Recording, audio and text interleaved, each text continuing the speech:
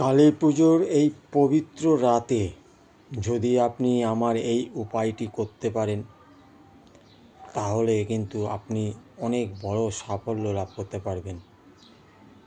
তো উপায়টা কি সেটা আমি আপনাদের কাছে শেয়ার করছি। উপায়টি হচ্ছে, একটা লাল লঙ্কা নেবেন, সর্ষে নেবেন, সাদা সর্ষে, কালো তিল নেবেন আর কয়লা নেবেন। একসাথে একটা সাদা কাগজে নেবেন। ওর মধ্যে আপনাকে যারা ডিস্টার্ব করছে, যাদেরকে আপনি শত্রু বলে মনে করছেন, তাদের নাম লিখবেন। লিখে আগুনের মধ্যে নিক্ষেপ করে দেবেন।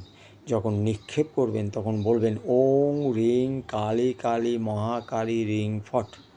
ওং রিং কালী কালী মহাকালী রিং ফট।